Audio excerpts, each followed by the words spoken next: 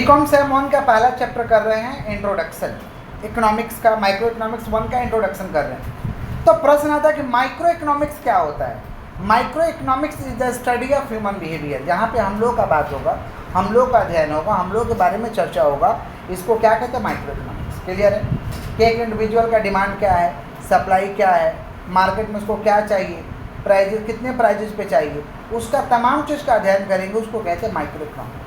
Micro मैंने नाम से पता चला छोटा, और मैक्रो मैंने बड़ा।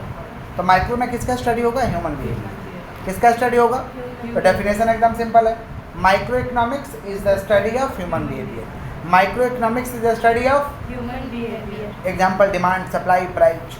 मैक्रो जब पूरा देश का बात होगा कि देश का नेशनल इनकम कितना है, जीडीपी कितना है, देश का पूरा डिमांड कितना है, देश में पूरा सप्लाई कितना है, देश में पॉवर्टी का क्या सिचुएशन है, अनएम्प्लॉयमेंट कितना है, पूरा जब देश का बात करेंगे उसको कहते हैं मैक्रो इकोनॉमिक्स। क्या कहते हैं भाई, तो macro economics is the study of whole geographical boundary of any country.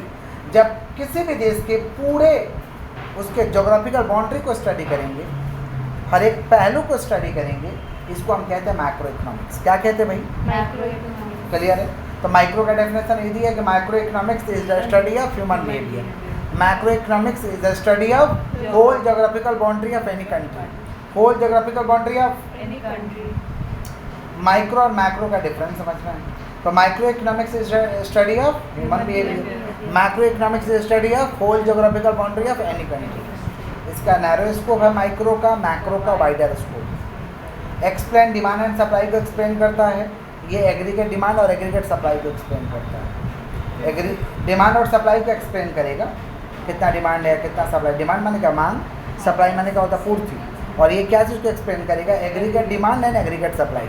Aggregate demand and aggregate supply ये क्या चीज़ पर फोकस कर पाएगा, ग्रोथ डेवलपमेंट के ऊपर, ग्रोथ और डेवलपमेंट के ऊपर। ये क्या चीज़ के ऊपर फोकस कराएगा, बेटरमेंट के ऊपर, कि बेटर क्या हो सकता है पूरा देश में, पूरा देश का ग्रोथ के ऊपर फोकस कराएगा।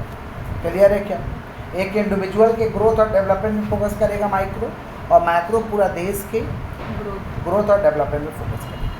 क्लियर है क्या। नेक्स्ट है पॉजिटिव इकोनॉमिक्स। पॉजिटिव इकोनॉमिक्स खाली कहता है कि व्हाट इज, बस बात खत्म, बता देगा ये क्या है। समझ पा रहे हैं क्या बोले, positive economics is the study of what is.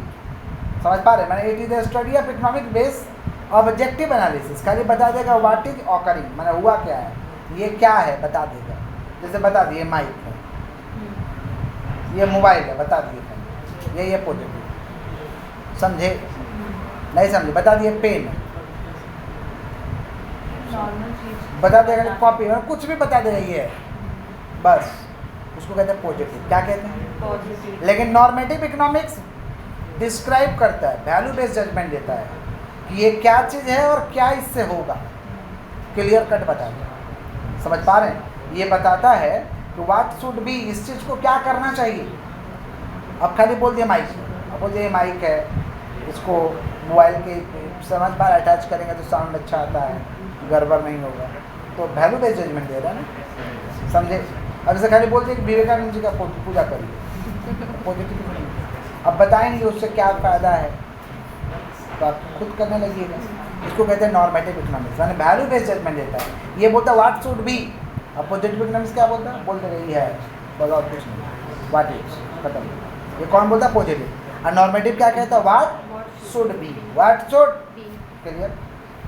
किसी भी देश को भाई, किसी भी देश का आधारभूत समस्या होता है जिसको हम कहते हैं सेंट्रल बेसिक प्रॉब्लम। क्या कहते हैं, सेंट्रल बेसिक। तो किसी भी देश का सेंट्रल बेसिक प्रॉब्लम तीन ही है, व्हाट टू प्रोड्यूस, क्या करें, हाउ टू प्रोड्यूस, कैसे करें, फॉर होम टू प्रोड्यूस, किसके लिए करें। What to produce, how to produce, for whom to produce. What to produce, how to produce, for whom to produce. इसी के साथ चैप्टर फिनिश होता है। क्लियर, आगे बढ़े हम लोग, बोलिएगा तब ना।